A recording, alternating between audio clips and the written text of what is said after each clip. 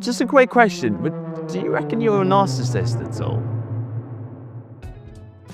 I remember a number of years ago, I used to work at a restaurant and used to meet a lot of interesting people on a day-to-day basis. Now, I remember there was this lady that came in with her family. Right from the get-go, she was an absolute pain in the ass. She was rude, kept cutting me off when I was trying to talk to her. And when it came to paying the bill, she took the service charge off and decided to pay in lots of small coins, which it's like, come on, really? Anyways, a couple of weeks later, I was walking around the restaurant and I noticed that she sat down at one of the tables. I remember turning to my colleague and saying, I am not dealing with this woman. She's an absolute horrible person to deal with. So anyways, the waitress went over to the table with the woman on it, was trying to get her to pay the bill, but ended up having like a really long chat with her, like at least 5 minutes. I said to her, okay, what was that about?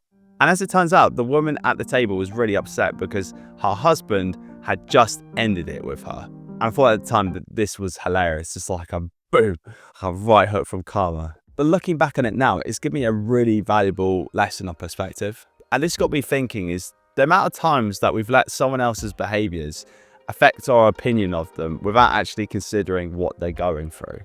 And this is something that I've noticed quite recently, and this aspect is narcissism. Now, do I believe in karma?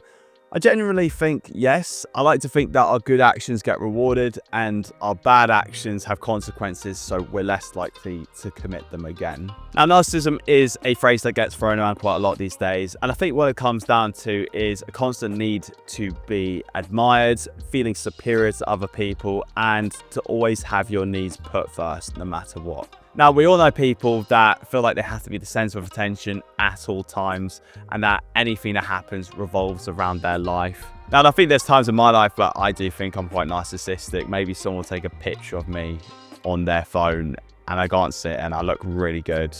And then I'm like, can you just send it over to me really quick? As he looks really cool. But recognizing all of this does make me think that my brother's a narcissist.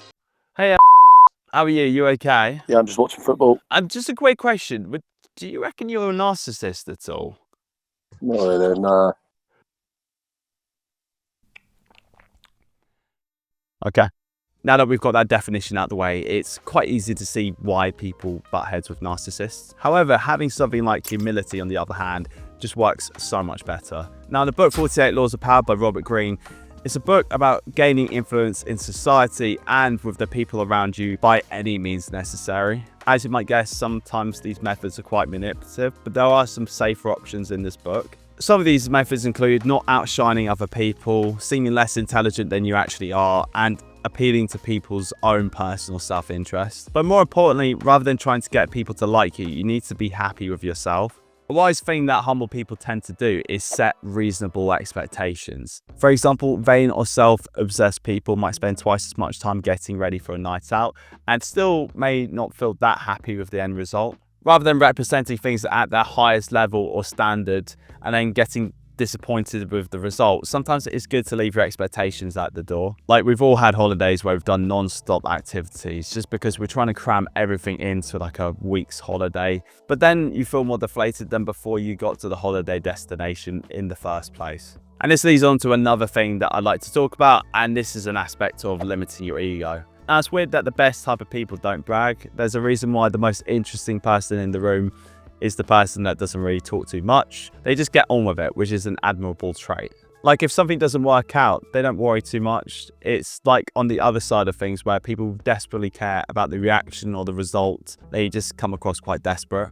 But finally, being humble is about not suffering from fixed thinking. Now, we all get trapped into thinking that we can't do certain things. Every skill that we can invest our time into has different levels, different pedigrees. To name an example, being a beginner YouTuber is definitely going to have a different type of pressure as compared to being a junior doctor or junior surgeon. And what can happen is that we can permanently believe that we can't do certain things. Like, we can't go down that career path because it's too competitive. We can't lift heavy weights because we've got bad knees. We can't make decent meals or meal prep because that just takes too much time. According to Carol Dweck, who's researched this topic quite extensively, this is the basis of something called a fixed mindset. And on the other side of things is a growth mindset. And why I find that a growth mindset is quite powerful, it's the acceptance that we're not going to be talented at most of the things that we do, like 99% of the time. But if we consistently attempt the skill over time, we'll learn certain intricacies, different milestones will start to happen. It's going to take some hard work and graft to get where you want to be,